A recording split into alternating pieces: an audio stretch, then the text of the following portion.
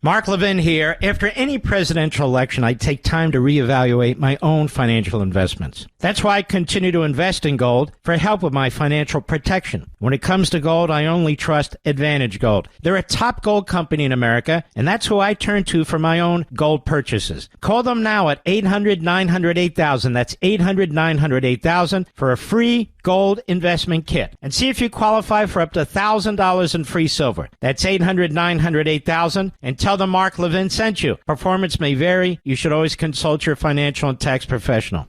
He's here. He's here. Now, broadcasting from the underground command post, deep in the bowels of a hidden bunker, somewhere under the brick and steel of a nondescript building, we've once again made contact with our leader, Mark Levin.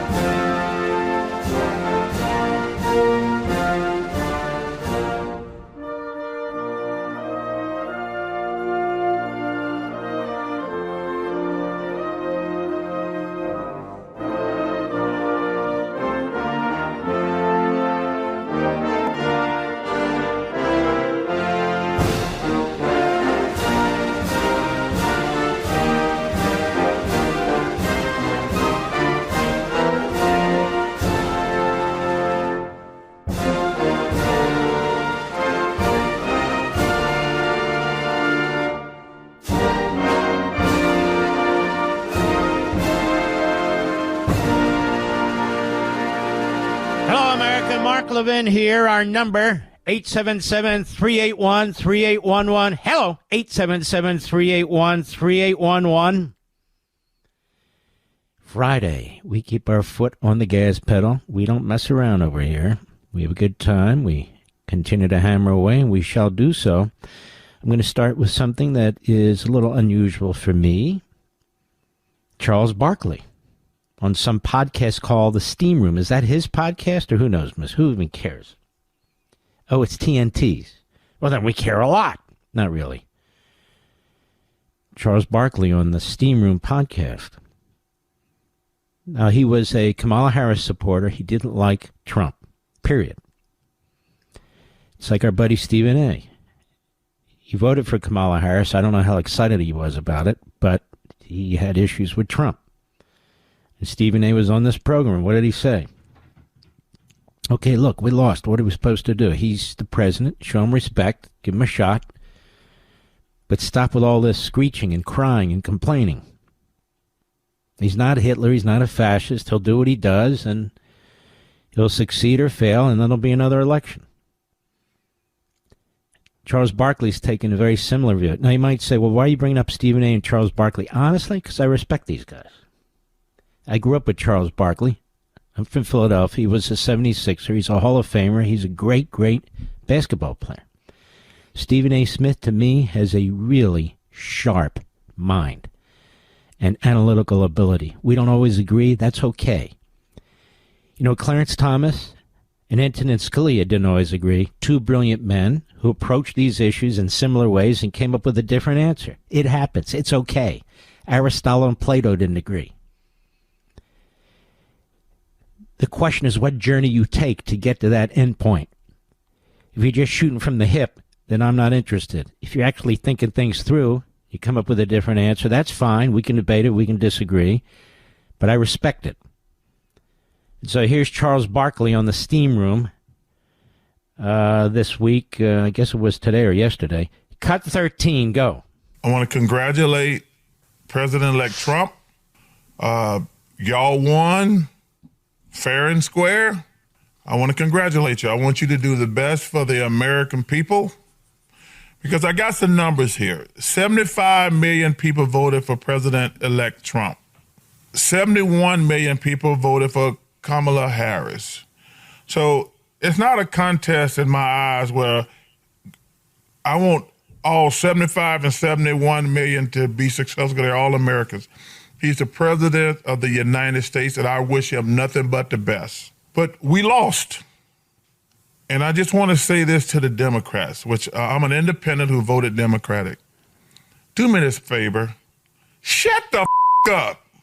When you win, you get to say what you want to. When you lose, you need to shut the hell up. Oh, President Biden they didn't get him out the race soon enough. Kamala didn't do this. We lost because we had no game plan.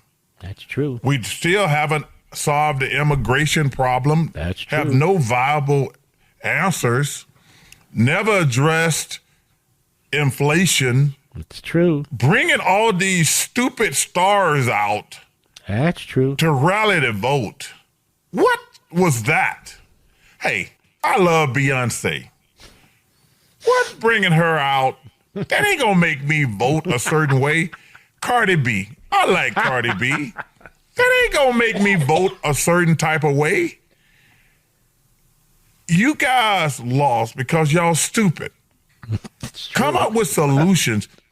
I don't think everybody voted for Trump is racist or whatever. I'm not a fan of the guy, but he's the president. I'm going to have to respect the office.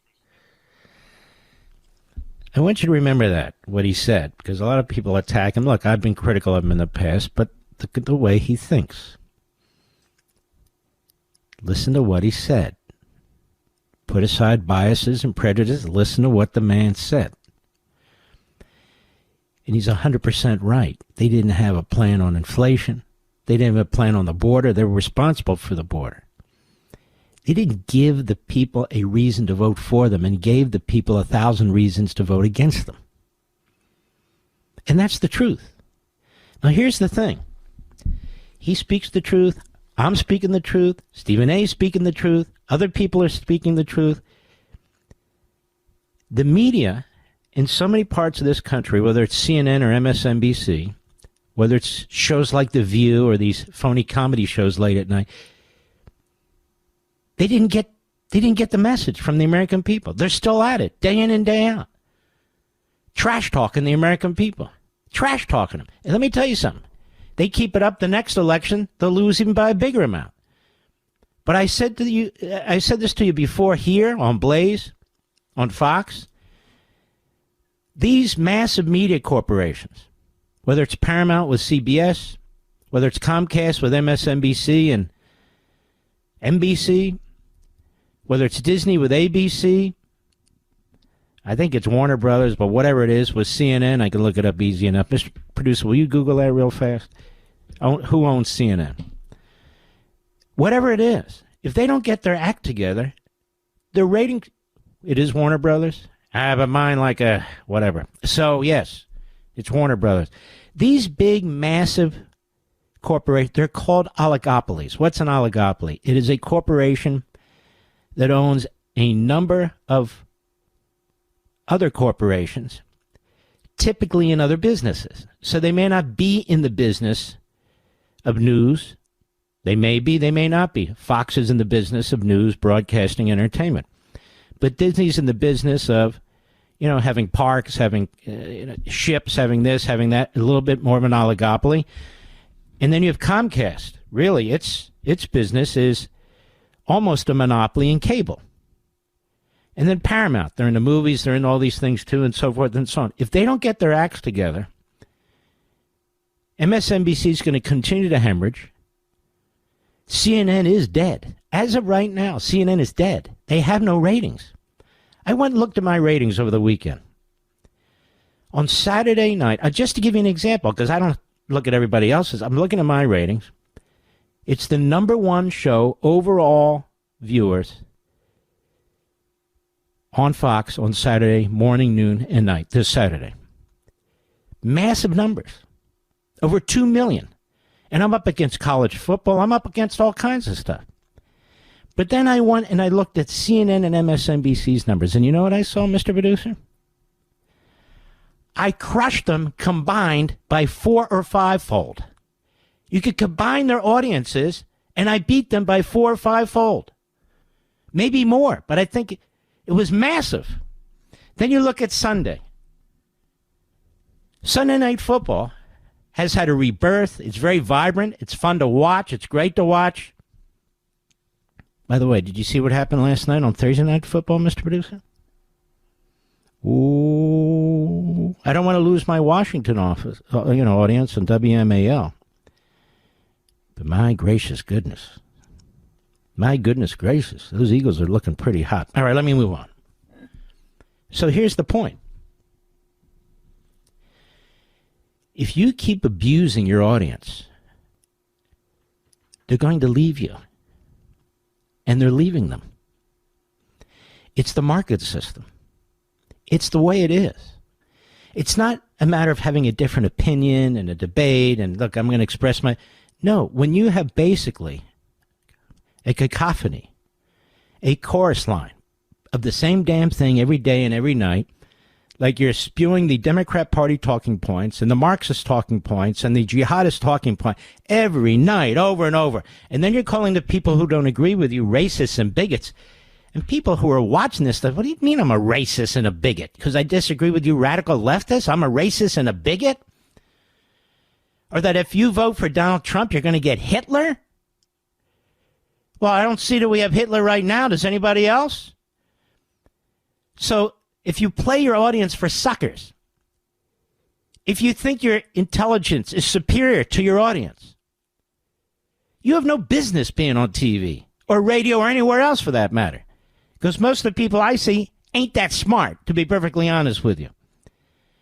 But you keep trash talking your audience, you keep trash talking the other side, you keep doing this sort of thing over and over again without any rationality, without any knowledge, without any explanation, without any facts.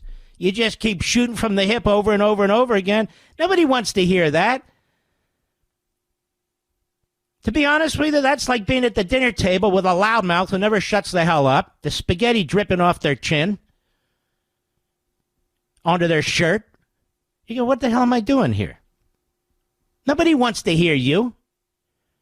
Nobody wants to hear Joy Reid. She's an idiot. Nobody wants to hear Sonny Houston. Honestly, nobody wants to hear the Scarboroughs anymore. Nobody wants to hear any of them. You don't have to trust me. I'm telling you what the ratings are. Until these mega corporations, these oligopolies, clean up these platforms, bring some interesting people in, not just hecklers, not just spitballers, not the people up there in the nosebleed section who just keep screaming and yelling like they're drunk on beer. No. But does it matter to these oligopolies? Since most of these platforms are not the main source of profit. It's not their profit center. They say they're going to do something at CNN. We hear this all the time. They brought back Brian Stelter, one of the worst of the worst. Hideous in every respect. Hideous. As well as others. Joy Reid should have had her ass kicked off primetime a long time ago. But there she is, primetime Joy Reid. Spewing her hate. And you know what? Let me tell you something. When you pull this racist stuff over and over again, you offend not just white people, you offend black people, brown people, all kinds of people. Because we all know people of different colors, different races, different backgrounds who we like. In fact, interracial marriage has never been higher in this country. Interfaith marriage has never been higher in this country. You know, the people in this country largely try to get along. It's the most diverse country on the face of the earth. But in the media, they don't want you to get along. It is constant poison. Constant. That's what Barkley's saying. That's what Stephen A.'s saying. That's what I'm saying. That's what other people are saying. You're not covering the news. You're not even covering an election. You're pushing crap. And people are sick of it. Black people, white people, brown people, yellow people, Jew, Gentile, male, female. People are getting sick and tired of it. I'll be right back. Mark Levin.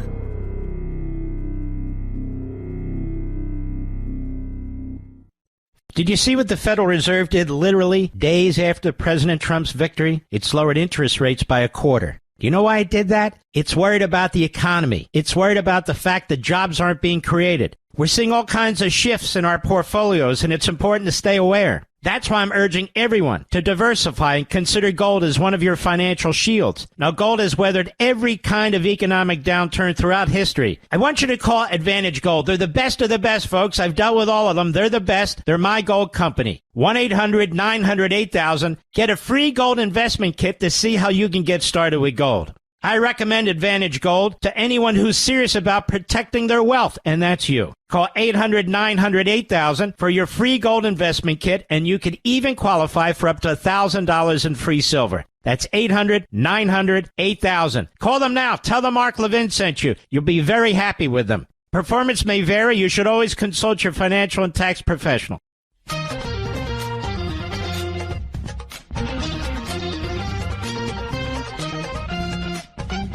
I want to walk into a store without the stuff locked up. Barkley, more common sense. Cut 14, go.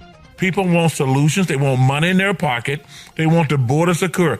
You know what I really want to do? I want to walk into a pharmacy and grab some toothpaste, grab some deodorant, and be out in 5 to 7 minutes. I don't want all the locked up. I don't want to have to push a button and wait 15 minutes for somebody to come. I want people to stop running in stores and stop robbing people. That's crazy. And I don't want to hear progressive or whatever. If you out here robbing stores, we need to put an end to that. Stop stealing people's stuff. Stop running in, breaking windows, and stop shoplifting. And, man, I'm just sick of some of y'all. They won. I wish them luck. Do best for the American people, all of the American people. But this ain't a blame game. Joe Biden, man, you've been tremendous. I got nothing but admiration and respect for you. It was time for you to pass the baton. You should have did it sooner. We can agree on that, but you passed it. But she should have had a better game plan going forward instead of bringing celebrities around. People want solutions. Yeah, you know, in some ways it's actually worse than that. They covered up Joe Biden's dementia for years. Most of the people talking about it now knew he had dementia. I'm sure Barkley could get a sense for that, and the other people now who voted Democrat.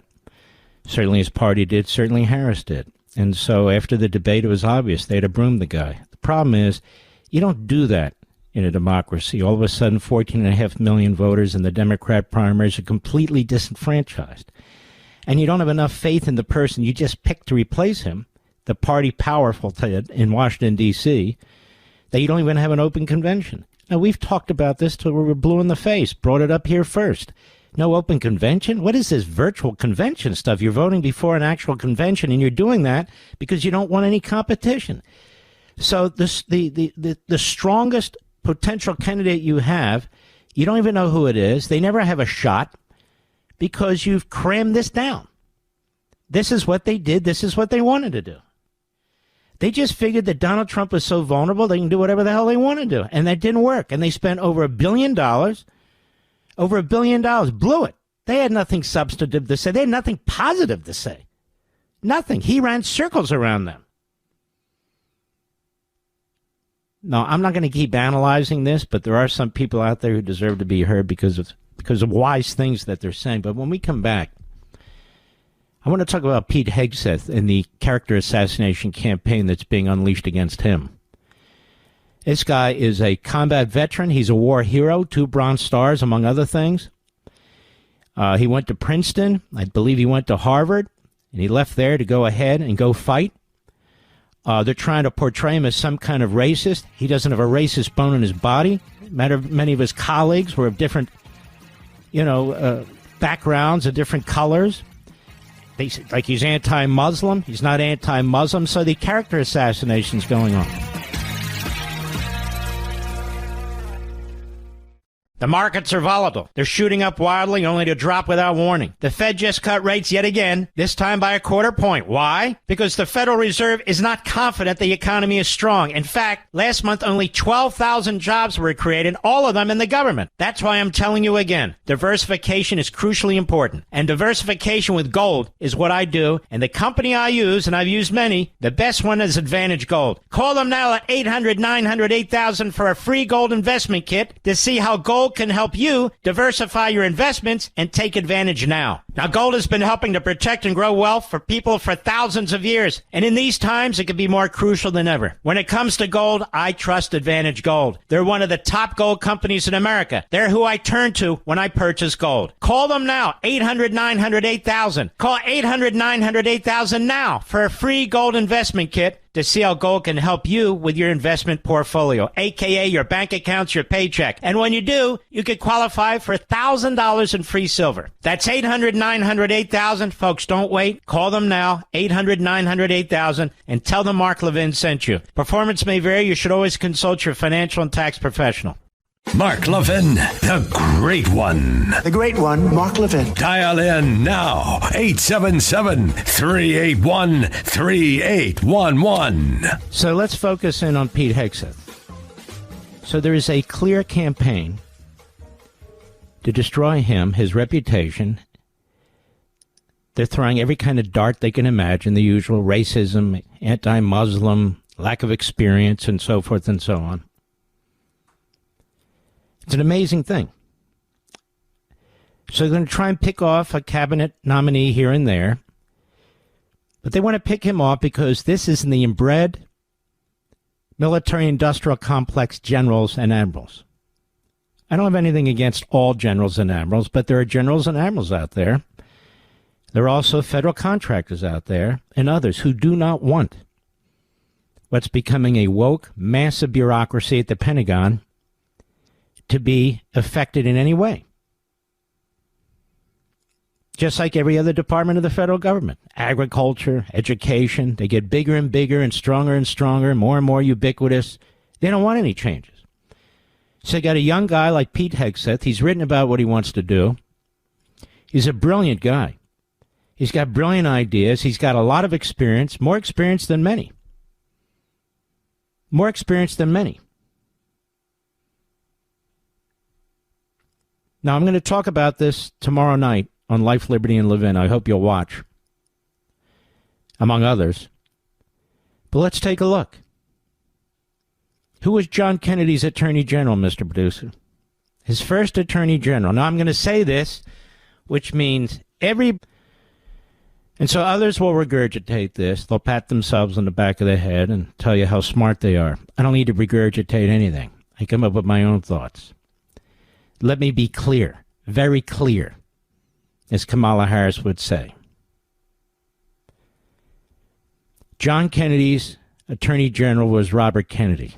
He was 35 years old. He had no substantive, serious legal experience, except quite prominently working as a staff lawyer, senior staff lawyer, at the Army McCarthy hearings in the Senate for Joe McCarthy. Yes, he was Joe McCarthy's lawyer. Because Joe Kennedy Sr., a big-time anti-Semite who was very sympathetic to the Third Reich when that war broke out, nonetheless, he got his son the job on the committee, and Robert Kennedy earned his spurs at the right hand of Senator Joe McCarthy. 35 years old, he appoints him as Attorney General. His brother. The same Democrat Party is attacking Pete Hegseth. He's not related to Donald Trump. He has no blood or association with Donald Trump. He's a Donald Trump supporter. Of course, the president has to appoint cabinet members who support him and are loyal to him. Who the hell would do the opposite? Certainly the Democrats don't. And yet he flew through the Senate. Democrats were fine. Robert McNamara came back from the military, worked at Ford Corporation with a bunch of what they call brain trust types, was on the front pages of various magazines like Time and Newsweek, and he was tapped by Kennedy and then continued by Johnson as defense secretary. He's extremely young, He had minimal experience other than his own service. Minimal experience with respect to the military. But they confirmed him. You have Tim Walz, the biggest freak in modern politics, and so horrific in so many ways, I won't waste your time regurgitating them. We spent enough time on him. He's the nominee of the Democrat Party for Vice President of the United States. He's totally unqualified for the slot. Utterly and completely. They don't have a problem with that. Talk about Joe Biden. Joe Biden was elected to the Senate when he was 29 years old. He had no real-world experience. He had very little substance.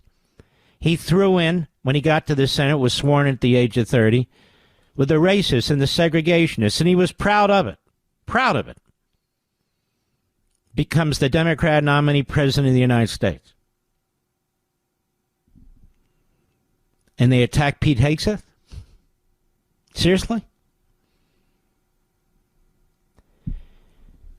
The swamp, the administrative state, the Leviathan, whatever you want to call it, what it's been called over the decades, is digging in.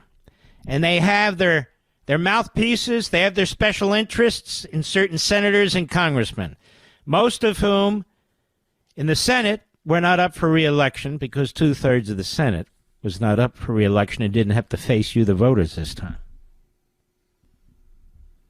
And so they're going to start to pick off Donald Trump's proposed nominees, which is exactly why Donald Trump said, look, I'm going to have to get some of these guys through recess appointment. He's 100% right. You can't have a rebirth of constitutional republicanism when the people who have contributed to its demise either actively or acquiesce to it, and I include a lot of Republicans in that, are the ones now trying to prevent a president who won by a landslide from having the team that he wants. He should have the team that he wants. He should have a shot. And we'll see how each of them perform. That's what you do in a country like this. But the idea that some Republicans are throwing in with the Democrats and the media to try and cripple some of these nominees, to smear them, is unacceptable. And we'll be taking names, too, because they won't be able to hide forever. Even in the Senate. Every 2 years, some batch of senators come up for election. I saw this jerk from North Dakota. I forget his name. He's almost sneering. It's almost sneering when it comes to one or two of the Trump nominees. We need to remind ourselves who that is, and I will. We'll be watching very, very carefully. We're the same Republicans, many of them, who rubber-stamped Joe Biden's judges as they rubber-stamped Obama's judges. Our judiciary is filled with radical left-wing Democrats, especially D.C. and the D.C. circuit, but others too. And that was their plan, to put in as many of these radicals as possible. These are not serious judges. They are advocates. They are activists. And we see their dirty work all the time. They'll rubber stamp those. Our president has a right, to get who he wants. He was elected president, but apparently not Donald Trump. Not Donald Trump. Now, I've about had it with the establishment Republicans.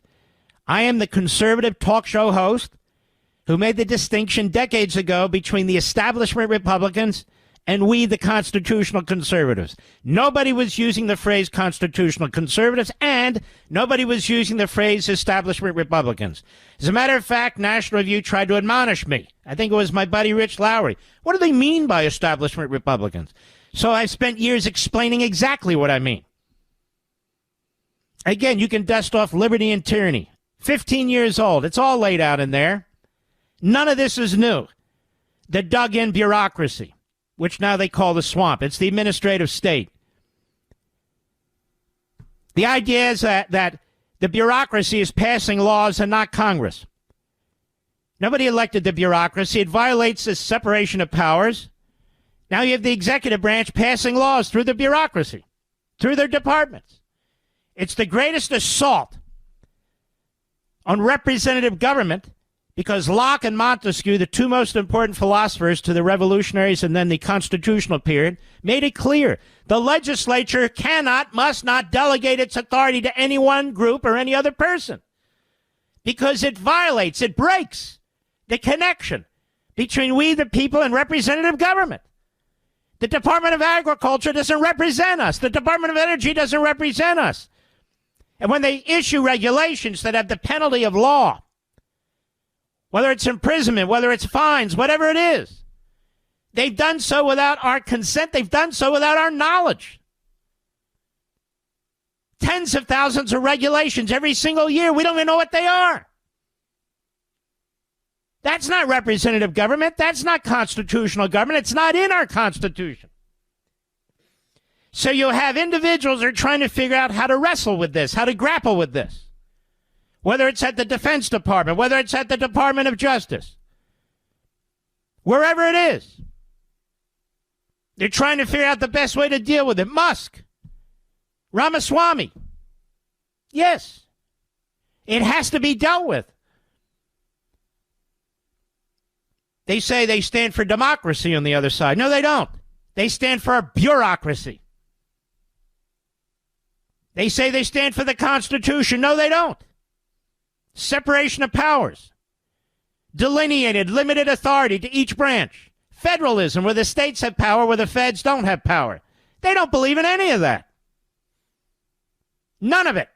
And yet this is the construct of the Constitution. Pete Hegseth's too young. He's inexperienced. He's this, he's that. Really? How old was James Madison, considered the author of the Constitution? How old was he when he was in Philadelphia at the Constitutional Convention? Anybody know? He was 36. How old was Thomas Jefferson when he wrote the first draft of the Declaration of Independence? He was 33. All of a sudden, age matters. It's a funny thing. We got Pelosi, who's 84. We've got Schumer's almost 80. We had Biden, 81. Donald Trump, 78. He's bringing in young people, a team of young, substantive, accomplished individuals. Oh, they're too young. They're too inexperienced. So say the long in the tooth, dug in octogenarians. You say it 10 times fast. Telling us that 40-year-olds are too young. Pelosi's just indicated and filed papers that she's running for the House again. She's 84. She's hanging around like a bad inner thigh rash. She's already screwed up her party on many fronts. She already tried to destroy the Trump presidency the first time around with the January 6th committee and her impeachments and all the rest. She's a cancer in the body politic. But she won't retire and allow somebody else to fill her shoes. So you got to look at the big picture. These attacks on President Trump's cabinet selections, whether it's 1, 2, 3, or 4 of them, they're not really an attack on those individuals. They're an attack on Trump. They want to weaken Trump. I will note, by the way, as a side note, Mr. Producer, nobody's complaining about Rubio. Have you seen that? You got Democrats, they can't wait to get out of their office. We love Rubio. We love Rubio. Of course, that sends up a flag for me, but that's all right. President wants Rubio, he gets Rubio. I have nothing personal against the guy. I just find it weird. That's fine. So be it. But I like these appointments. It's a real mix. It's a real mix. It's very representative, not just of elements within the Republican Party, but the country as a whole. Many of RFK's views aren't Republican views. They're not mainstream views. They're his views. And Trump's saying, you know what? We got to do something with the health bureaucracy in Washington, D.C. Look what they did during the pandemic. I need somebody who's going to stir the pot and get to the bottom of some of this. So he picks RFK Jr. It's okay by me. It's not like we're going to fall off the edge of the earth tomorrow. Well, what about fluoride in the water? I don't care about fluoride in the water. I don't believe there's a country in Western Europe that has fluoride in the water. We'll live with it. We'll live without it. I'm not all worked up about it. But what the healthcare so-called medical, scientific, call it what you want, bureaucracy did in Washington, D.C. to the American people during COVID is unbelievable. It's unimaginable. Plus, they funded the damn thing, the damn virus in China. You better believe it needs to be shaken up. You better believe it needs to be stirred up. And he'll do it. He'll do it. How come the left never worries about that?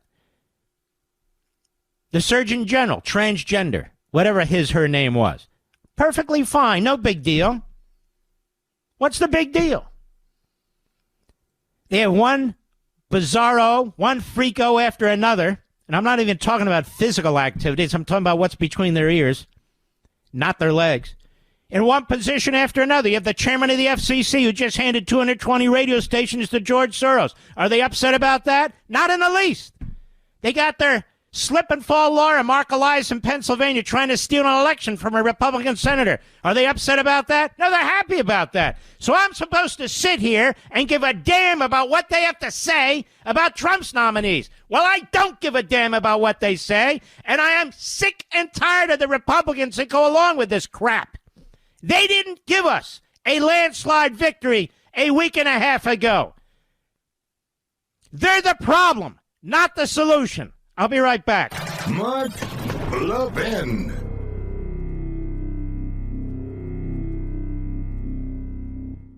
Did you see what the Federal Reserve did literally days after President Trump's victory? It's lowered interest rates by a quarter. Do you know why it did that? It's worried about the economy. It's worried about the fact that jobs aren't being created. We're seeing all kinds of shifts in our portfolios, and it's important to stay aware. That's why I'm urging everyone to diversify and consider gold as one of your financial shields. Now, gold has weathered every kind of economic downturn throughout history. I want you to call Advantage Gold. They're the best of the best, folks. I've dealt with all of them. They're the best. They're my gold company. 1-800-900-8000. Get a free gold investment kit to see how you can get started with gold. I recommend Advantage Gold to anyone who's serious about protecting their wealth, and that's you. Call 800-900-8000 for your free gold investment kit, and you could even qualify for up to $1,000 in free silver. That's 800-900-8000. Call them now. Tell them Mark Levin sent you. You'll be very happy with them. Performance may vary. You should always consult your financial and tax professional.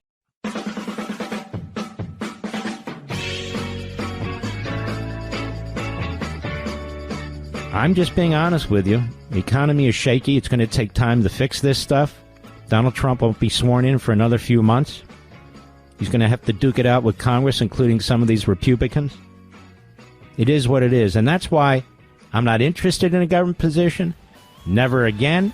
I'll do what I do outside, right here, and give air cover and try and clear a path to get our country back. I'll be right back. This segment of the podcast is exclusively sponsored by Pure Talk. Pure Talk offers great coverage and can save your family money on your wireless bill every single month. Go to puretalk.com to find the plan that's right for you. Thank you again for listening, and thank you so much for this sponsorship, Pure Talk. He's here. He's here. Now, broadcasting from the underground command post, deep in the bowels of a hidden bunker, somewhere under the brick and steel of a nondescript building, we've once again made contact with our leader, Mark Levin. Hello, America. Mark Levin here. Our number, 877-381-3811, 877-381-3811. From the Daily Caller. You know, at the end of a presidency, a lot of presidents just start handing out pardons like they're handing out lollipops. Left-wing groups are pressuring Joe Biden to commute sentences for all federal death row inmates before he leaves office, which includes infamous murders like the Boston Marathon bomber and the Charleston church shooter. Hundreds of Democrat-aligned organizations, hundreds, have signed on to a petition urging Biden to uphold his campaign promise to abolish the death penalty by commuting the sentence of every inmate, writing it is not too late to act decisively. As you are aware, they wrote, this abhorrent and outdated punishment raises profound concerns, including the arbitrariness of its application. It's inherent racial bias. Hello. The Charleston church shooter was a white guy who slaughtered, it was either 7 or 9 beautiful black parishioners. What the hell is this idiot talking about? Manhattan Institute fellow Charles Fane Lehman told the Daily Caller News Foundation commuting to death sentences would be a repudiation of the mandate the American people just gave by electing President Donald Trump. Well, they don't care about that. They only care about elections when they win. If they lose, they don't honor them. They don't accept them. There's no mandate. You hear them prattling on and on. Joe Biden had 4 years to enact a mass executive clemency, Lehman said. He did not do it. Excuse me. To do it on his way out would be preposterous. It would be particularly preposterous because it would mean giving executive clemency to people that every right-thinking American agrees deserves to be put to death. Trump has said he wants to expand the use of the death penalty in certain cases, such as for child rapists, drug dealers, and illegal migrants who kill U.S. citizens. I agree with that. Won't be easy to get done, but I agree with it. Democrats for life is what they call themselves. And by the way, that doesn't mean they're anti-abortion. That's not what they're talking about. Democrats for life is proud to join 350-plus organizations that have signed a letter to POTUS urging him to commute the federal death row, abolish the death penalty, and demolish the death house. By the way, 350 groups. Could be 3 guys in a closet for all we know as one group. Requests on the petition include commuting death sentences, deauthorizing, quote, all pending federal capital trial cases, unquote. These people are nuts. And prohibiting the authorization of new death penalty prosecutions, rescinding internal guidelines pertaining to death row cases, and ordering the Bureau of Prisons to demolish the federal executive chamber. You see, we're the nuts. Gates is the nut. Everybody at Justice is going to be a nut under Trump. But these guys, of course, are sane, rational. Do I have that about right? Do they hide their radicalism and their extremism? No, they push it and they try to project it onto the American people. They certainly try to project it onto American policy, public policy. Meanwhile, we have these knuckleheads, these nudniks, these moron senators, some Republicans. I don't think we can get him confirmed. I don't think we can do it. Shut the hell up. Organizations that signed on the petition, which was sponsored by Death Penalty Action. Death Penalty Action? Isn't that a weird name if you're opposed to the death penalty? Shouldn't it be Anti-Death Penalty Action, Mr. Producer? So on top of everything else, they're illiterate. Include Amnesty International, Human Rights Watch, and the NAACP Legal Defense and Education Fund. I don't know why they throw in with these radical leftists, but the NAACP Legal Defense and Education Fund has become an extremely radical operation. Some faith-based groups like the Association of U.S. Catholic Bishops, the Catholic Mobilizing Network, and the Episcopal Peace Fellowship also signed on. Well, let's name the tens of thousands of organizations that have not signed on. Zarniv, one of the inmates on death row, was sentenced to death for his role in the 2013 Boston bombings that killed 3 and injured hundreds more. The Supreme Court upheld his sentence in 2022 after it was tossed out by a federal appeals court, which had called the attack Zarniv perpetuated alongside his brother one of the worst domestic terror attacks since 9/11. Yeah. Let's put Donald Trump in prison and let all these death penalty guys off the hook. A jury found Dylan Roof, another inmate on death row, guilty for killing 9 people in a 2015 shooting at a black church in Charleston, South Carolina. Remember that? Remember that? And they have the gall to say that the death penalty is racist? Do you know how many appeals you go through on the death penalty? You know how many due process trials you can have? It is endless. Death Penalty Action Chair, Reverend Sharon Reichert, told Newsweek killing Roof, who took the life of her mother, cousins, and friend, would do nothing to help me heal. And that's too bad. But society has a right, too. Society has a right. Sometimes punishment is meted out because it's deserved and for no other reason whatsoever. There are currently 40 federal death row inmates, according to Death Penalty Information Center. Now think about that. It's a big country. There's a lot of people in federal prison. There's only 40 death row inmates. 40. Ah, yes, the American Criminal Liberties Union, ACLU, is also circulating a petition to commute federal death penalty sentence that does not mention why inmates on death row were convicted, which include crimes of mass shootings, brutal murders, and kidnappings. Can you imagine being organizations and getting funding and working day in and day out for mass murders? You have anything better to do? You have anything better to do? The people who get the most detailed opportunities in our justice system are the people who commit the most heinous crimes and face the death penalty. We've got layer on top of layer on top of layer. Does it mean it's perfect? No, it's not perfect. We're human beings. We're not perfect. But it's the most perfect system we have. Now in 2024, says the American Criminal Liberties Union petition, with over half the federal death row comprising people of color. Why does that matter? Maybe they're people of color who killed other people of color. Why does that matter? It doesn't. This is where they go when they have the weakest argument of an argument. You have the chance to prevent irreversible miscarriages of justice and build a legacy rooted in racial justice and compassion. Since when is it racial justice? Since when is it to commute a death sentence to life in prison for a horrendous murder under federal law? Have we really reached a point, America, that depending on your race, we're going to decide whether the horrendous acts that were committed are justifiable or not when it comes to the death penalty? I mean, how sick is that? You came into office committing to take action on the death penalty because of its fundamental flaws. Now's the time to follow through on the promise of Well, why don't you tell us in each case which one has fundamental flaws? Which one of the 40 federal cases has fundamental flaws? Which one of the cases involving a death killer, a murder, has a fundamental flaw? Which one was based on race? Let's not talk in platitudes and ambiguities. Let's be very specific. Which one? Which one didn't get a fair trial and why? I'm happy to hear it, but there's nothing here. I've looked. It's just they want a blanket pardon for all those murderers convicted of being murderers on death row. Because it's ideological with them. It has nothing to do with justice. It has nothing to do with facts. It has nothing to do with the law. It's ideological.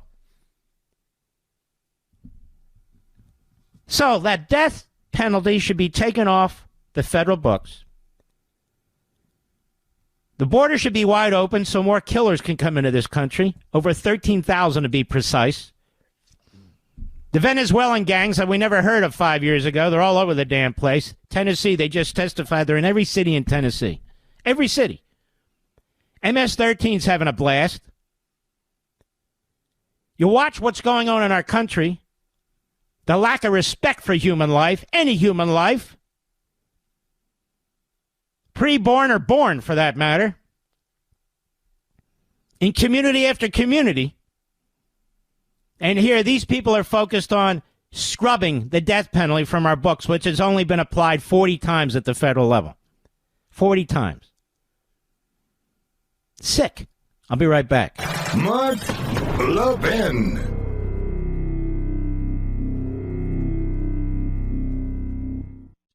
Folks, have you ever thought about what charities and causes you give your hard-earned money to? Pure Talk, my cell phone company, supports veterans. As a veteran-led company, that's their passion project. And that's why Pure Talk has slashed $10 million in veteran debt. That's why they donate tens of thousands of dollars every month to help prevent veteran suicide. That's why they donate $50,000 to Micro Works, providing scholarships to veterans learning the trades after active duty. Now, isn't that a company you can get behind? Time to jump ship from these other three guys. There's a better option. Pure Talk gives you the same great coverage, America's most dependable 5G network, for half the cost. And you'll be supporting a company that is helping our vets. It's a win-win. Dial pound 250. Say keyword Mark Levin. You'll be connected to Pure Talk's U.S. call center. That's right. They invest in American jobs to better serve you. And remember, they're half the price of the big three. Go to puretalk.com/Levin today. That's puretalk.com/Levin. Switch to a company that invests in American jobs to better serve you. Again, go to puretalk.com/Levin. You'll get an additional 50% off your first month. Pure Talk, America's wireless company. Donald Trump, they had a big shindig at Mar-a-Lago last night. I'm not exactly sure why, but who cares? America First Policy Institute. I don't know, Mr. President, did I get an invitation to this? Must have been lost in the mail, I think. The American First Policy Institute. Must have been lost in the mail. Now, I couldn't go, of course. Give my bum leg right now. But gee willikers. Must have been lost in the mail. I apologize. I was never able to get back, I suppose, to America First Policy Institute. They're having a gala. You know how much I love galas, Mr. Producer. Anyway, cut one. Here's the president. Go. We're going to reduce regulation, waste, fraud, and inefficiency, and these two guys are going to find a lot of it. We're going to clean out the corrupt, broken, and failing bureaucracies, and that's what we're going to be doing. And we're going to stop child sexual mutilation. We're going to stop it because it's time. It's time. It's time, and it's not right what's going on. It is mutilation, and it's not going to happen. We have to stop it. We have to get back to a... Let's stop for a moment. You know, people are going to look back on this country one day and talk about how uncivilized this country is. With the abortions on demand right in the birth canal, saying it's a reproductive right, with child mutilation by the state without parental notification. This is truly sick stuff. It's a throwback to the 1930s. This is what the Democrat Party's known for, with eugenics at the turn of the last century. This is what they pushed. And the Third Reich took notice of what was taking place. This is all history. All of it. But it's history that is smothered with a pillow. And this is just more of the same thing. It is horrendous. Absolutely horrendous. And those of us who speak up against it, there's something apparently wrong with us, you see. But the American people don't agree with this. They've had enough of it, too. Go ahead. Taxes and strong military. We're going to fix our military. We did it once. Now we're going to have to do it again. We didn't know a big chunk of it was going to be given to Afghanistan. We're going to work on Middle East, and we're going to work very hard on Russia and Ukraine. It's got to stop. Russia and Ukraine's got to stop. Thousands and thousands. I saw a report today. Thousands of people over the last 3 days were killed. Thousands and thousands of people were killed. They happen to be soldiers, but whether they're soldiers or they're people sitting in towns, we're going to work it. Wow, doesn't he sound like somebody who's going to round up people he disagrees with our military and kill them? This is what he was accused of. Somebody who is going to yank journalists off TV or pretend journalists, as they went on and on and on, yammered over there at MSNBC and CNN. He's not going to touch any journalist.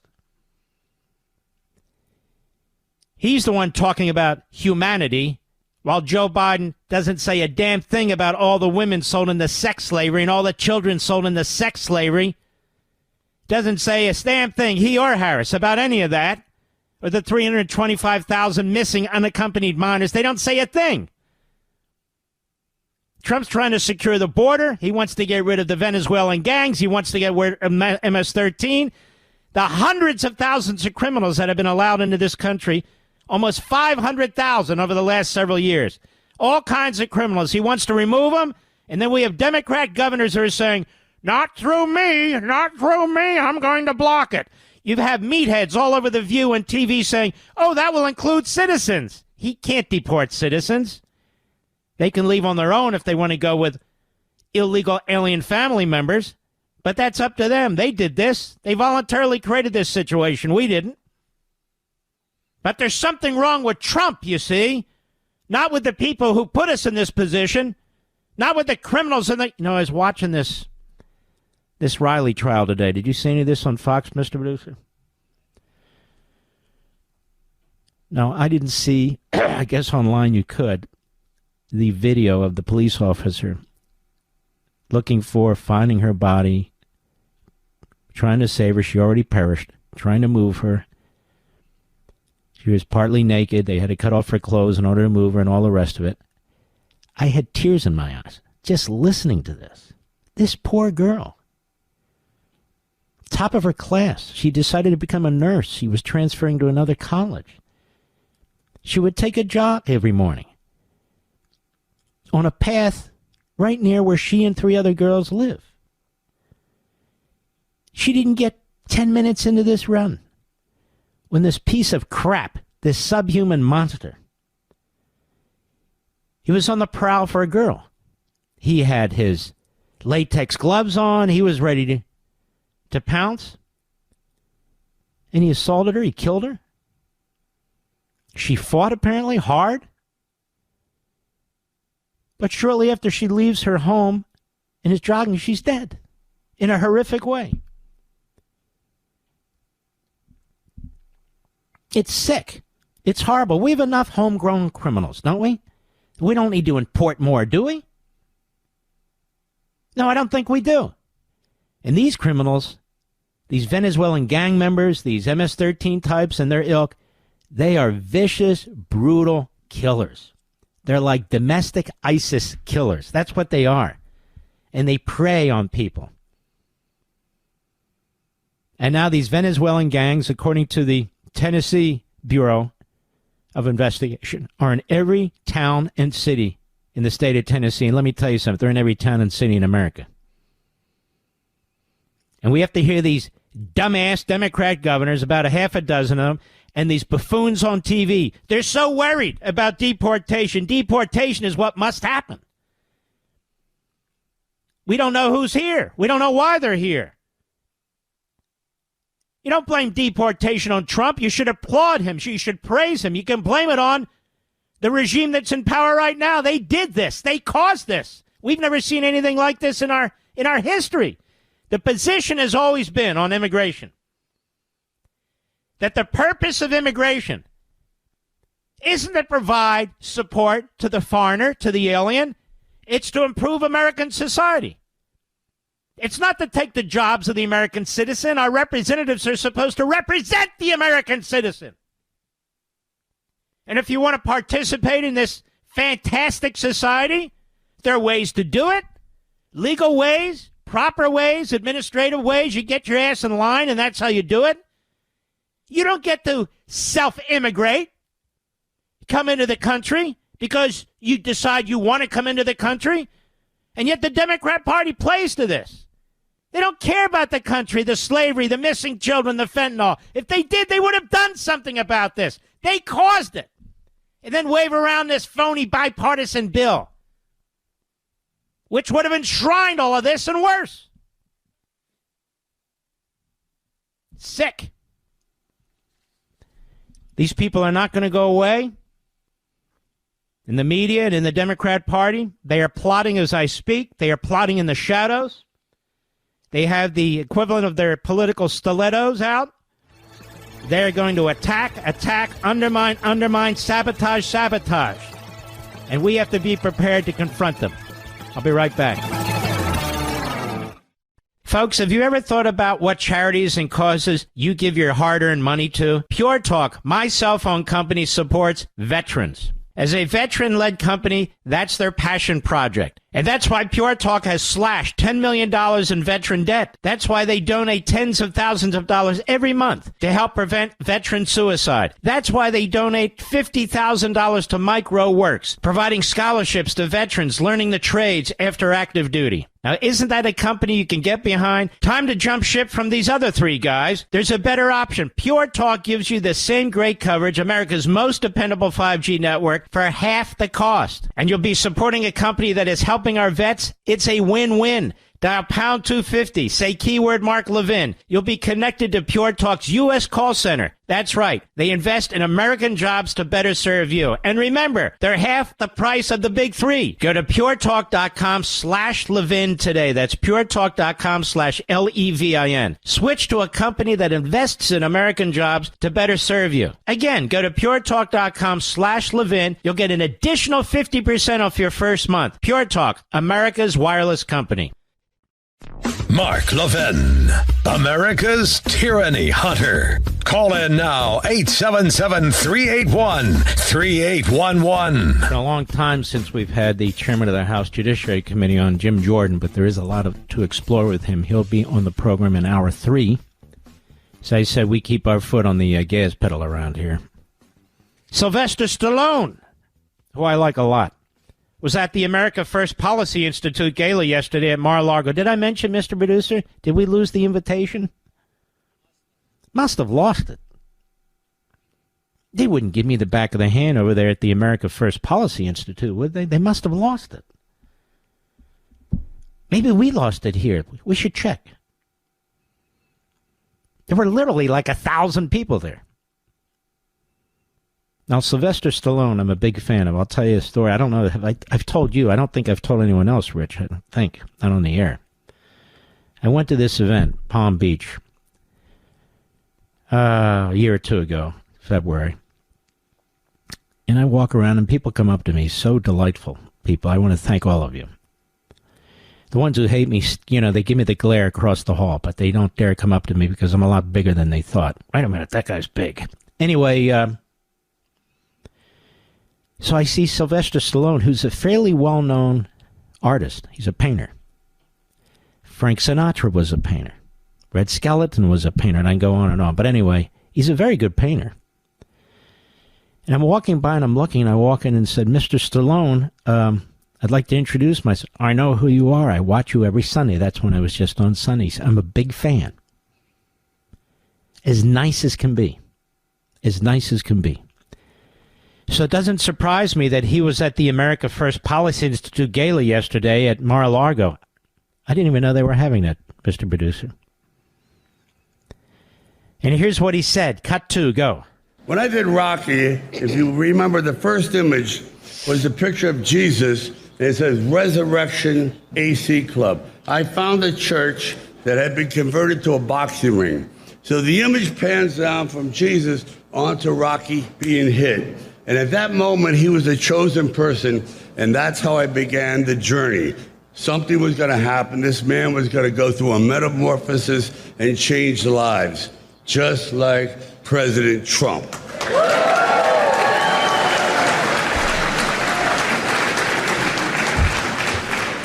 We are in the presence of a really mythical character. I love mythology. And this individual does not exist on this planet. Nobody in the world could have pulled off what he pulled off, so I'm in awe. And I'll just say this, and I mean it. When George Washington defended his country, he had no idea that he was going to change the world. Because without him, you can imagine what the world would look like. Guess what? We got the second George Washington. Congratulations! It's not easy. I don't care how tough you are. I don't care who you are to come out and defend a conservative or to defend Donald Trump in particular. But you see, Sylvester Stallone is a self-made man. Rocky was him. He wrote the scripts. He produced them. He directed them. He raised the money for the first one and then for the rest. And he's been an epic actor ever since. Ever since. And so he has the courage. He can do that. We listen to this guy Schwarzenegger. He's a buffoon. Absolute buffoon. He had his opportunity to be a great governor. He was a lousy governor, and then he handed the whole damn thing, hook, line, and sinker, over to the Democrat Party, which then changed the electoral system and everything else. The population to ensure that they never lose an election in California, and which is the model they want to follow for the rest of the country. But Stallone is not just an action actor, but that would be big enough. He's a smart guy, unlike Schwarzenegger, in my view. He's a smart guy. Jamie Raskin, that little lowlife, he avoids this program. I've invited him on radio repeatedly. I did it on Fox, on the air. He's a coward. He's a fraud and a phony.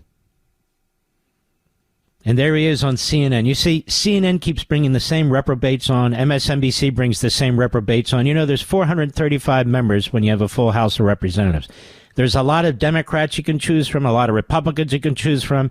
But CNN is myopic. In the Senate, they want Bernie Sanders almost all the time, or Chris Coons, or this guy Chris Murphy from Connecticut. And in the House, it's endless Jamie Raskin, or AOC, the most radical propagandists in the Democrat Party have an open platform on CNN and MSNBC. That's why CNN is dying. And you know what? It should die. Be replaced with something that's actually quite professional, I hope. Cut 4, here he is, go. Matt Gaetz is a MAGA zealot and a Trump sycophant and a confidant. And the way I see... Okay, so let's just stop there right there. Does that add something? Am I missing something? Is that why they brought him on? So he could do that? And why do we care what Raskin says? He's a Stalinist sycophant and a Marxist zealot. He's a coward. He won't come on here because he knows I'll expose his ass and it won't be pretty. He and his father and his whole damn family. Father and son. The Institute for Policy Studies. Go ahead and Google it. I'll teach 14.5 million people what the Institute for Policy Studies was and is, and how it's sided on the wrong side of the Cold War with the enemy. That was his father. And now this guy. What he's tried to do to the Constitution in the name of the Constitution. What he's tried to do to Donald Trump, but not just Trump. Ever since he's been in the House, he's objected to any Republican president getting the Electoral College vote who earned them. But he's still standing. No indictments for him. And he gets a platform on CNN. He gets a platform on all these lousy, pathetic, phony media platforms. Go ahead. We've been reading about over the last couple of days is this is the absolute triumph and takeover of the Republican Party by MAGA. And I don't know what this means, the takeover by the Republican Party of MAGA. As I kept saying and keep saying, make America great again. That was actually a phrase used in the 1984 Ronald Reagan campaign. Are you better today than you were 4 years ago? Actually a phrase used by Ronald Reagan again. Peace through strength. Actually a phrase used by Ronald Reagan again. Donald Trump has built a massive movement. But he's built a massive movement not all that different than the Reagan movement. He's built a massive movement that defies George H.W. Bush and George W. Bush, which is why our friend Karl Rove, when he goes on TV, always has something negative to say about the guy. And, of course, he's not the only one from that administration. Or it's why rhino Republicans or Republicans who've been hanging around Washington, D.C. for a long time have nothing good to say about him. Nothing. But, in fact, Donald Trump and his movement and millions of you is a rejection of the Cheneys. Is a rejection of the Bushes. Of sort of vanilla republicanism that stands for very little, talks a lot, but gets almost nothing done. Now, you don't have to agree with everything that Donald Trump's going to do, whether it's tariffs or whatever it is, but you will find that in the main, he will be more conservative than his Republican critics that come out of prior administrations. He will be more conservative than George W. Bush. He will be more conservative than George H.W. Bush, more conservative than Romney, and so forth and so on. Again, there will be issues with which you disagree, or I might disagree, but you got to look at the man and his policies as a whole. He was more conservative in his first term than he was George W. Bush or George H.W. Bush. There's simply no debating it. He was. So this MAGA moment, these MAGA zealots have taken over the Republican Party. Now, there may be some people who want to say that, think that's cool. But we constitutional conservatives, we're pretty consistent from decade to decade.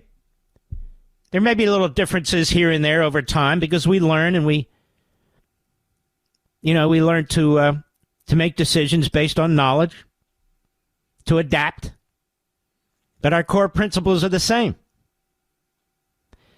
Let me give you an example. When you look at Donald Trump's position on tariffs, Donald Trump's position on tariffs are almost identical to William McKinley's in the late 1800s, early 1900s, before he was assassinated and Theodore Roosevelt took over. William McKinley was the last president to actually fight in the Civil War, obviously on the Union side. He was a Republican. He had been a congressman and a governor and then president. And if you look at the economy under McKinley, it exploded in growth. It was a very vibrant economy. And he was committed to tariffs. I'm not committed to across-the-board tariffs. I'm committed to using tariffs against our enemies. I'm also committed to using tariffs against countries that are trying to destroy our industries. What's fair is fair. You can't have a free market system against people who seek to destroy your industrial heartland, not through free and open competition, but through the opposite, government subsidies, regulations, and laws that advantage them against us. Why the hell wouldn't we do something about that? And why the hell wouldn't we use tariffs against the communist Chinese, who are not only trying to destroy our farmers and our industries, but are the enemy? The enemy. Jamie Raskin, MAGA, MAGA, MAGA. Jamie Raskin is a Marxist. That's what he is. That's what he's always been. And so they bring him on CNN. They bring Bernie Sanders, a Marxist-Stalinist, on CNN all the time. They bring the most radical, out of the mainstream nut jobs that the Democrat Party has. They bring them on CNN, MSNBC, and then they pretend that they're going to have something wise or helpful to say on a news platform, when they give these creeps a platform to spew their hatred. I'll be right back. Mark Levin.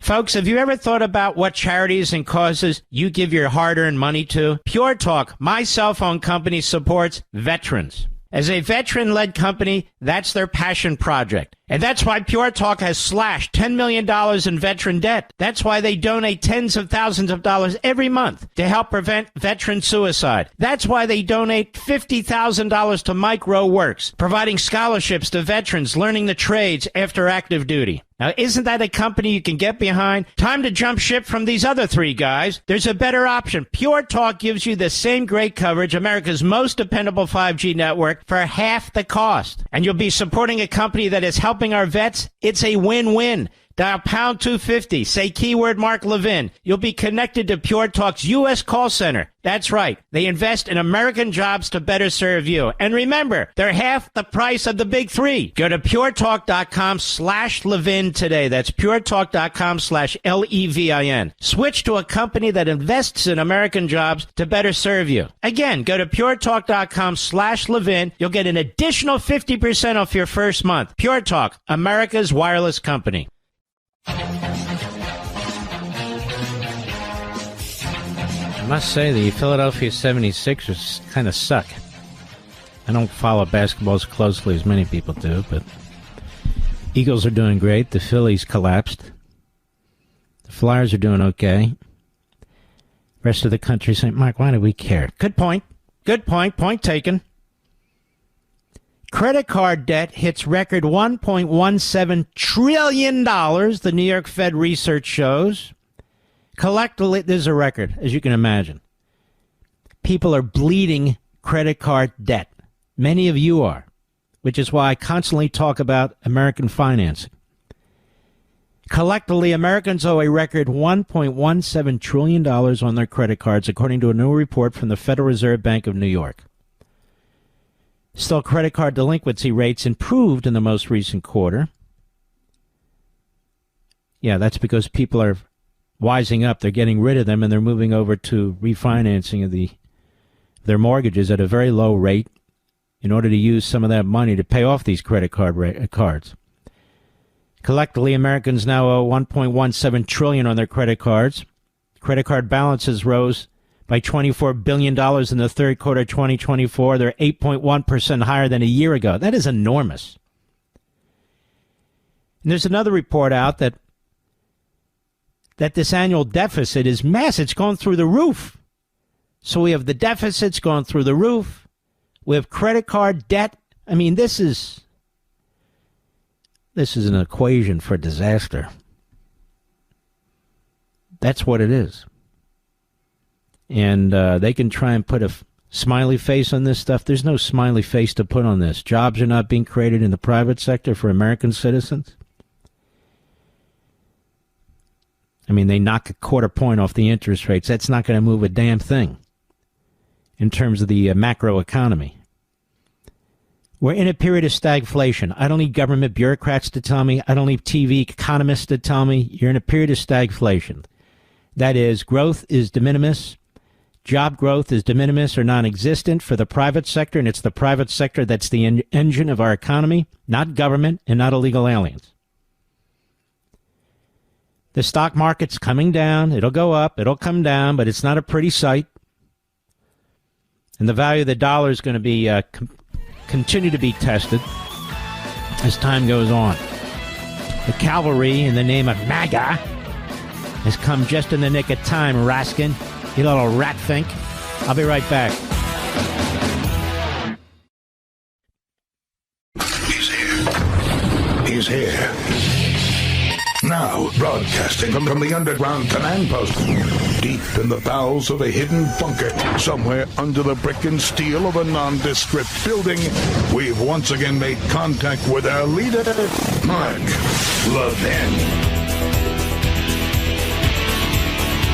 Hello, America. The final hour, the power hour of the entire week. Our foot is on the gas pedal. I hope you're well. I hope you have a fantastic weekend when we're finished here. I know there's this big fight with Tyson. I'm going to root for Tyson. I don't like this other guy. He's a foul mouth. He's something about him that just turns me off. I won't be watching the fight because I don't do Netflix, but count me in with Tyson. And apparently, Mr. Producer, a lot of people are throwing in with Tyson, aren't they? I think they are. I mean, even at the so-called weigh-in the other night, the jerk steps on Tyson's foot. I love the way Tyson almost, instinctively slapped him right in the face.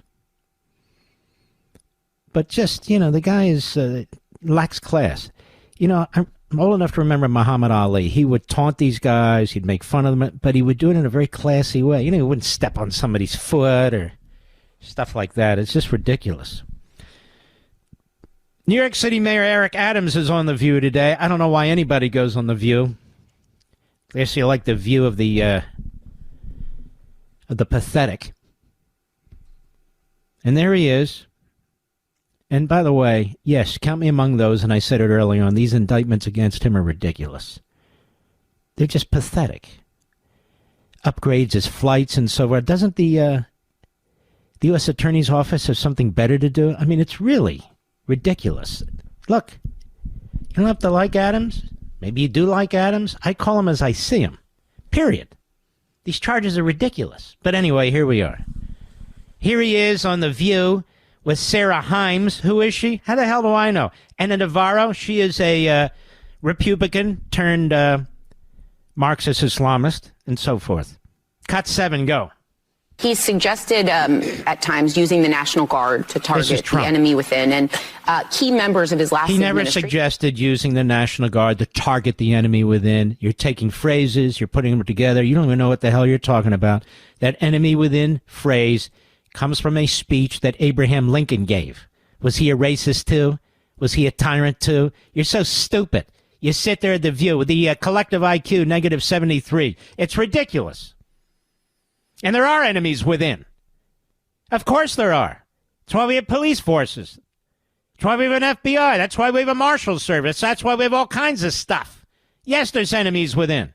There's domestic terrorists. There are enemies within. And if you want to fundamentally change our democracy, a.k.a. our constitutional republic, and turn it into some kind of a crap, disastrous empire that will fall, you're an enemy from within.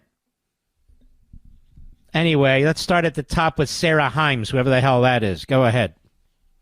He's suggested at times using the National Guard to target the enemy within. And no, he didn't. Key members no, he of his didn't. No, he didn't. Go ahead. Administration called him a fascist, but you've defended him. Can you explain? No, I defended the rhetoric that we're using across our country and what our children are listening to and what we're doing. We've reached a point in this country where we no longer want to engage in conversation. They were even calling him Hitler. That's an insult. That was only his vice president. That was Stop a second. That was not only his vice president. Who is that? The Yenta? Oh, Navarro. What a stupid loser she is in 2 languages. No, he's been called Hitler on MSNBC. He's been called Hitler on CNN. He's been called Hitler by Democrat Party surrogates, former members of the House and the Senate. You dummy. But that was only by the vice presidential candidate anyway. What's the problem? And a Navarro. What an embarrassment. What a puke. Go ahead. That was an insult to the millions of Jews and others who died. We know what Hitler did. And what I said to our country, when I'm on the streets talking to my young people who are protesting on college campuses, wearing Hamas signs and calling for the destructions of groups, I said, we have to bring down this rhetoric. We have to start engaging in conversation. You know, Obama said it right, and I agree. This is not the divided state. This is the United States. We're the greatest country on the globe, and people are watching us and name calling. But do you think Trump should have brought down the rhetoric? Because everybody should. Well, let's start at the top then, because maybe it trickles let's down. Let's start with you pathetic moron. Trump's been called every name under the book. They've done everything possible to him, legally, civilly, and criminally. They've attempted to destroy his businesses. They bring out phony psychiatrists and psychologists who are attacking him. They go after his family, hundreds of subpoenas. Just amazing. And he's a counterpuncher. He doesn't start out by calling people names. They start out by calling him names. That's what he is, a counterpuncher. Joy Behar. Joy Behar. How are you, Joy Behar? She used to have a radio show, didn't she, Mr. Producer? What happened to it? But is she a new podcaster or something? I don't know. Pathetic. Awful. Now, speaking of all this, Algeminer is a site. Trump won a majority of votes in heavily Jewish New York City precincts, election data claims. President-elect Donald Trump won an overwhelming majority of the votes in New York City precincts that were at least a quarter Jewish. It's mostly due to the Orthodox Jews, according to a data analysis by the Republican Jewish Coalition, a prominent Washington, D.C.-based political group. They're a fantastic group. RJC presented data today affirming the notion that Trump won a higher proportion of the New York City Jewish vote than in previous elections, potentially signaling an ideological shift in the traditionally liberal voting bloc. According to RJC data, Trump received the overwhelming majority of votes in precincts with a Jewish population of at least 25%. Trump's 2024 performance among Jews in New York City seems to mark a substantial improvement over 2020 and 2016 elections, contests in which the president-elect struggled to make inroads among Jewish voters. Voting data from the 2024 election also indicate that there was a significant shift among Jewish voters in Pennsylvania. President-elect Trump also enjoyed greater success in heavily Jewish enclaves of deep blue cities such as Chicago and Los Angeles, according to data compiled by the Chicago Board of Election Commissioners and the Los Angeles Times. Trump's increased success among Jewish voters in the Big Apple comes amid simmering anger over surging anti-Semitism across the country. And in the year following the Hamas slaughter of roughly 1,200 people, Jewish people throughout southern Israel, college campuses have become embroiled in an unrelenting onslaught of protests opposing the Jewish state. Over the past year, NYC has been ravaged with raucous, often violent, and anti-Israel demonstrations and an unrelenting spate of anti-Semitic hate crimes. And what did Biden do about it? Nothing. Zero. What did Hochul, that clown governor of New York, what did she do about it? Nothing. Zero. Nothing. Meanwhile, high-profile Democrats such as Marxist, Islamist Senator Elizabeth Warren of Massachusetts have suggested that Israel has perpetrated a genocide, quote-unquote, against Palestinians in a Hamas-ruled Gaza, where Israel has been waging a military campaign targeting terrorists since the October 7 atrocities. Earlier this year, a group of dozens of Democratic lawmakers, including former Speaker of the House, Nancy Pelosi, sent a letter to President Biden urging him to reconsider approving offensive arms shipments to Israel. And over the course of his campaign, Trump repeatedly touted his support for the Jewish state during his singular term in office while courting Jewish voters. He has boasted about his administration work in fostering the Abraham Accords, promising to resume efforts to strengthen them once he retains office in January. Trump also recognized Israel's sovereignty over the Golan Heights, a strategic region on Israel's northern border previously controlled by Syria, and he also moved the U.S. Embassy in Israel to Jerusalem, and so forth, and so on, and so on, and so on. And so the Jewish voters did, in fact, from a percentage point of view, significantly alter their voting habits and supported him in key states like Pennsylvania. And that's very, very important. It's something I've been focused on for a little while. We'll be right back. Mark Levin.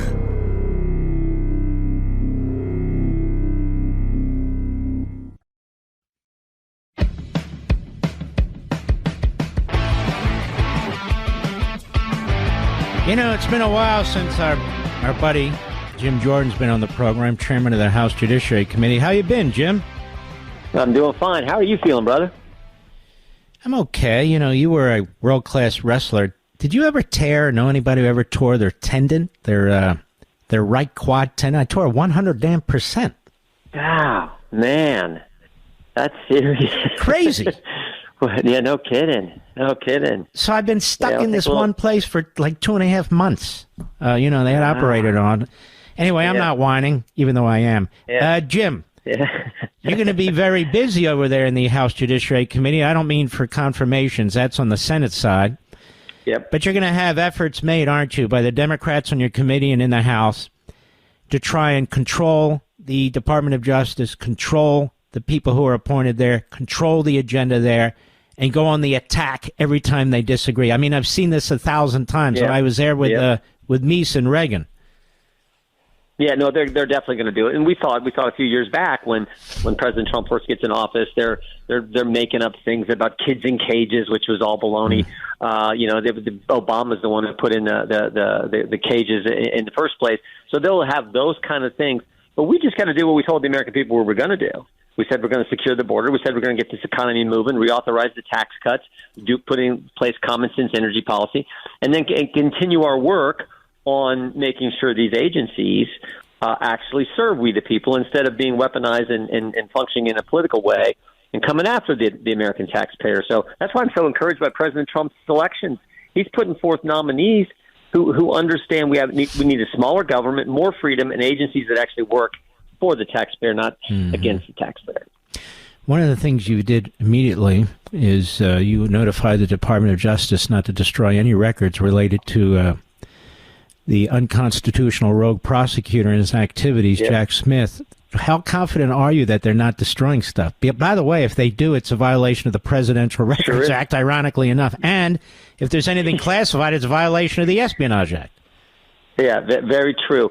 I think there's a long history of Congress having oversight of these. There's these special counsels, and then they issue a report, and they come in front of Congress.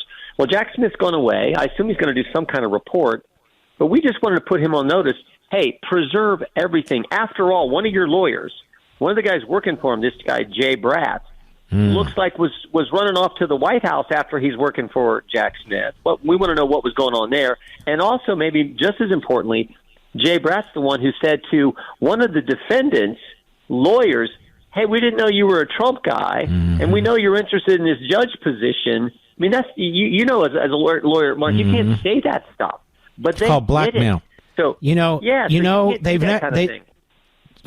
the court never got to the bottom of that. We've never had any public information about that. You're right. There'll be no ability to immunized themselves now. You have a right to get to the bottom of that. Do you think you'll call that lawyer in to testify, even if you do it behind closed doors and then force Bragg to testify?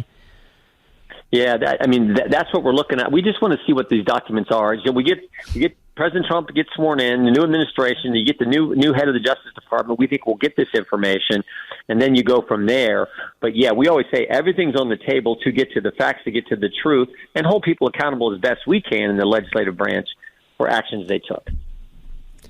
You know, the other thing I'm looking at outside of your committee is there are some systemic things we need to do in terms of the bureaucracy and so forth. It seems to me that there are a number of innovative things we can do where we try and put things that are systemic in place. I was talking to Chip Roy about this, I think it was last night, rather than, a shotgun approach. As an example, just as an example, there ought to be a committee, there may be, of Congress, the House and the Senate, a permanent committee, when the bureaucracy is issuing regulations that meet a certain financial threshold, could be determined by the GAO and the CBO, whatever it is, that it can't go in.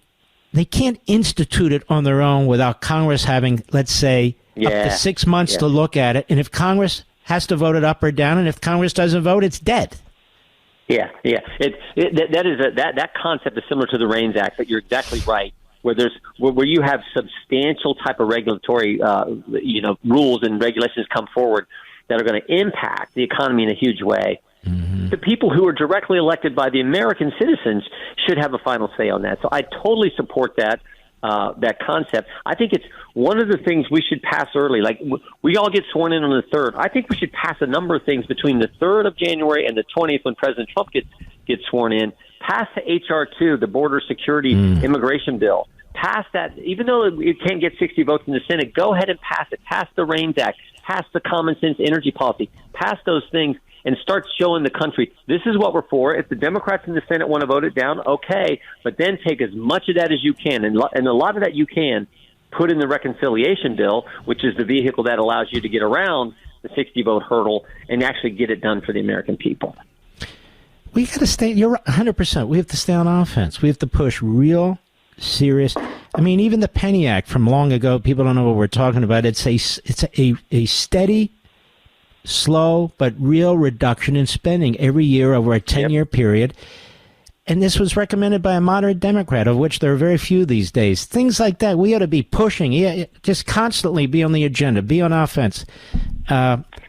It shouldn't just be left to President Trump. Go ahead, I'm sorry. Right. No. I was just going to say, and we're now the party of common sense. Mm-hmm. One of the reasons I think the left lost so badly in this election is because the left's policies are crazy.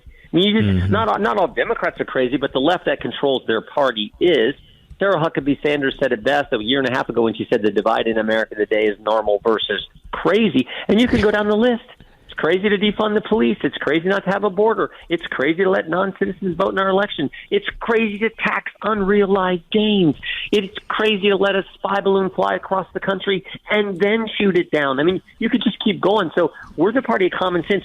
Put forward common sense policies, pass them in the House. They fall a little short in the Senate because they can't get to 60. But then, as I said, take everything you're allowed to under the Constitution, under the rules, put it in the reconciliation package, and pass it with 51 votes in the Senate and the majority in the House, and put it on President Trump's desk. That's how you're supposed to govern. That's how you do what you told the people you were going to do.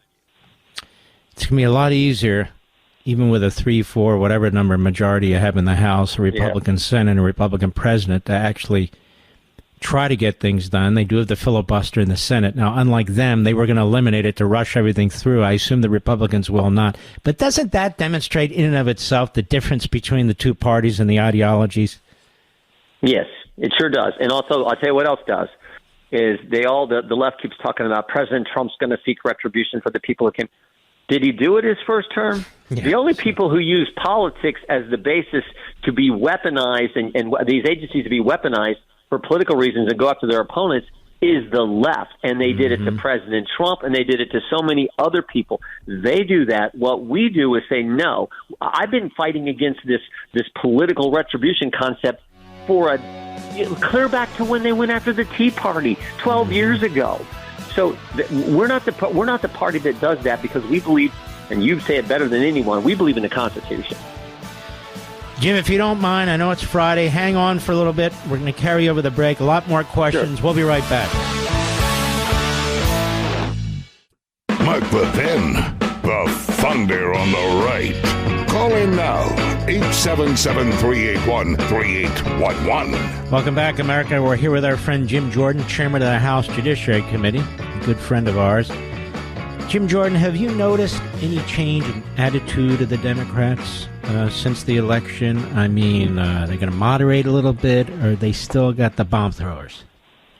No, I think it's more the latter. But the change I have noticed is the American people. It's amazing, and I'm sure if you weren't, if you didn't have your surgery you're recovering from, you'd be seeing the same thing. I'm out and about. You're walking through the airport here in the last week and a half, and people look at me and they give me a little thumbs up, or you'll see that little twinkle in their eye, that little smile on their face. I was getting on a plane Saturday, and I'm waiting there. I do my little, at the gate, and one of the workers, he's got the vest on, the orange vest, same kind of vest President Trump wore when they called us all garbage. He's got one of those vests. He's a hardworking guy at the airport, and he kind of looks at me, smiles. He waits for me to get my ticket at the gate there, and I start walking down the ramp, and he catches up to me. And you can tell he's like a new American. He's here from, somewhere in Africa. And he says, "Oh, isn't it great? How about Tuesday? I like watching this stuff." And he was just excited. I said, "Where are you from?" He said, he told me he's from Africa when he first came here. But you see that everywhere. Mm-hmm. There's hope. People love the energy, President Trump's perseverance, the policies, the common sense he stands for. I mean, it's refreshing, and it's you worked for another great president, President Reagan, and it's like the morning in America again. You sense it, you feel it, and it's so refreshing. What do you think our enemies are thinking? The Iranians, the Communist Chinese, the North Koreans, and the Russians about now? Well, you saw that the day he went, and they said, we want to stop this negotiation over in Qatar. It's like you see it. So everyone is like, deep down, everyone is like, thank goodness. And I'm sure you've had this experience too. You talk to people who travel abroad, and they'll come back and say, I was just talking to people. I was at the restaurant. People come up to me, and they'll say, we need Trump back in there. Mm-hmm. The world's a safer, better place when America leads, and you need a commander-in-chief who projects strength and confidence. So I think it's refreshing for the entire planet. And our truest friends, like the state of Israel, I know deep down they appreciate this as well. So again, now the key is, Mark, this is critically important. Republicans got to do what they said. Those of us in Congress, we've got to be committed to implementing the agenda the American people voted for. And what I so appreciate, as I said earlier, is the people President Trump is nominating for these key cabinet positions, these key positions in the government.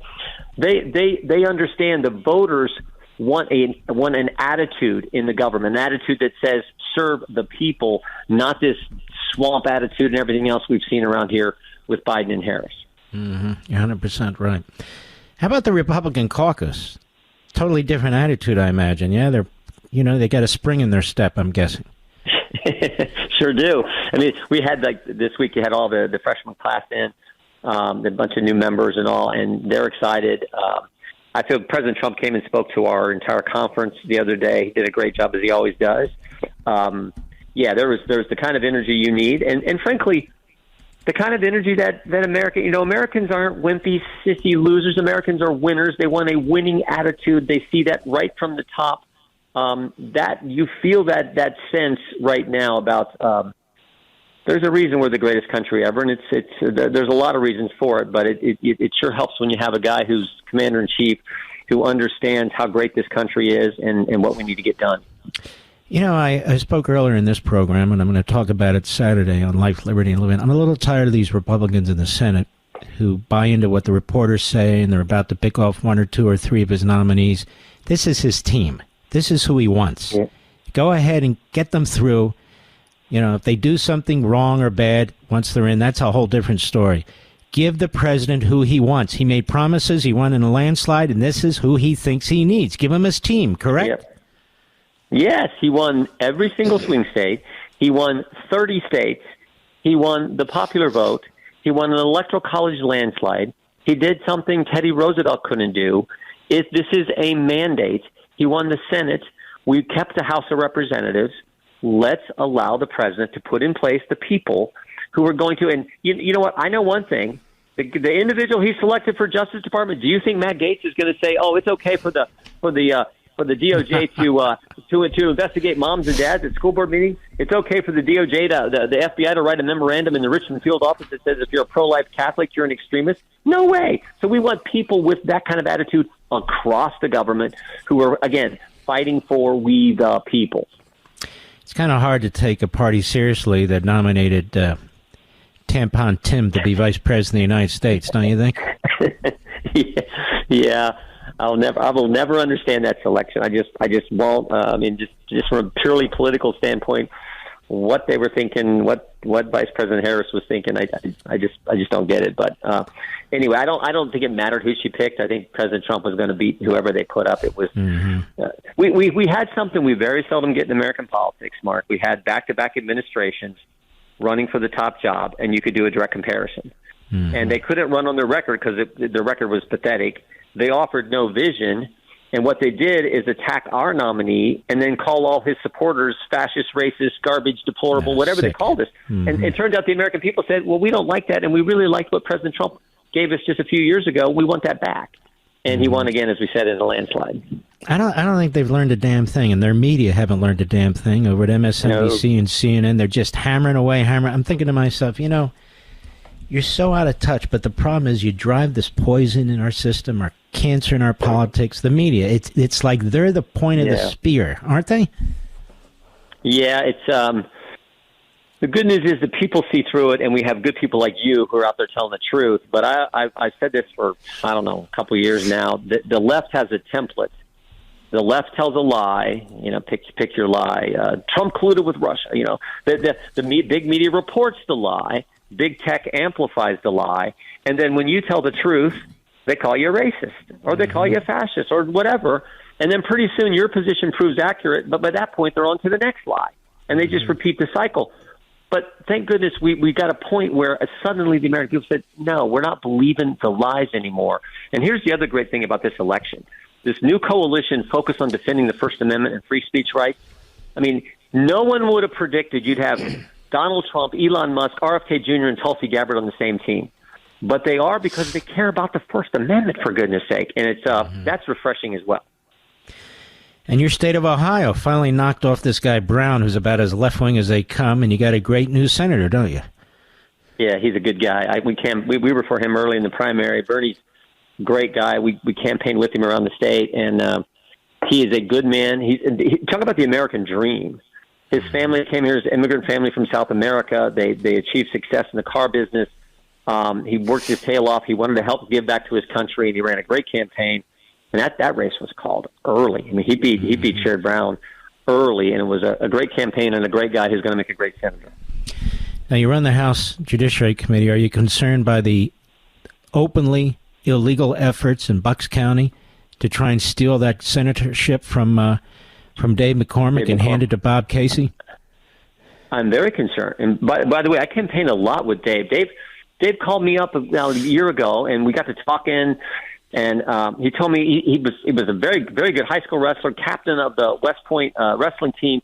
And I was like, man, you should have told me that. I'd have been for you in the last race. So we campaigned with him. He is a super guy, much like Bernie Moreno, worked his tail off. He's terrific. Did very well in business, and he's going to be a great senator. But yeah, they got Mark Elias and everyone else in that state trying to play games. But Dave's a super guy, and I think he's going to hold on and win this thing. But yeah, he's like Bernie, another great guy we're going to have in the United States Senate. It's funny how they won't accept the results of an election, and they're never asked about it, isn't it? No, all right, Chairman, we really appreciate you. We're going to want to have you back more often as things kick into gear. Thanks for everything you do.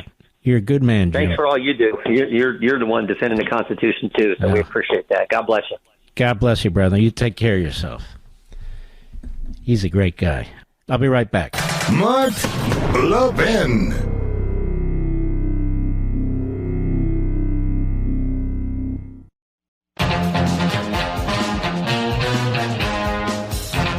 I didn't mention it yet, but I should have mentioned it several times.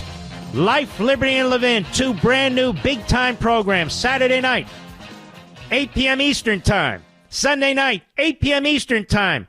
Please set your DVR. Somebody said DVR, that's such an old word. And I asked all the young guys, I said, no, it's not. In other words, record it. Don't forget, there's a lot going on over the weekends. Please don't miss the program. We have, on Saturday's program, Charlie Kirk, who is fantastic, followed by Arthur Ferguson, one of the great constitutionalists of our time. What a show. Sunday night, we have Eric Trump, a wonderful discussion with him and one of the great humanitarians. From our perspective, that is Douglas Murray. And, of course, my monologues opening both programs. I'm telling you now, you're going to love them. These are killer programs. Killer programs.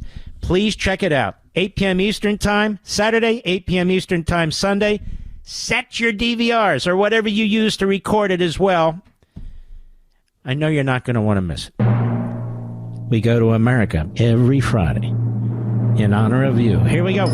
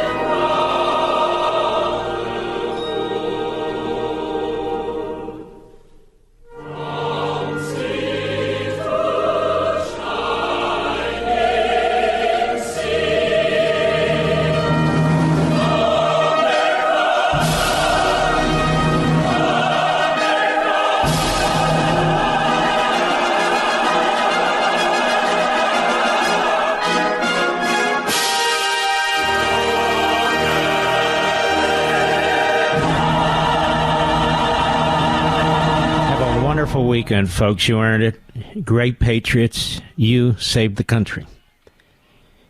I'm so proud of you, and I'm so blessed to be here with you. Please don't forget Life, Liberty, and Levin, Saturday and Sunday, 8 p.m. Eastern. And go ahead and DVR it. You should set your DVR anyway, really, so you don't have to think about it. You're going to see two fantastic shows. I hope you'll join us. We salute our armed forces, police officers, firefighters, emergency personnel, our truckers, the men and women in Ukraine, our brothers and sisters in Israel. We have your back. Yes, we do. Good night, Spritey and Griffey. Good night, Pepsi and Smokey. I miss you all. Good night, Zelda and Gigi and Indy and Patton and Rory. Good night, little Barney and Marty. Good night, Dad. Good night, Mom. Good night, Leo and Joe. Good night, Bernie. Good night, you all, Teddy. We're doing everything we can. I want our families to know, all of us, to secure this nation. Don't forget, tomorrow night, 8 p.m. Eastern, Sunday night, 8 p.m. Eastern. Set your DVR. I'll see you then. Have a fantastic weekend.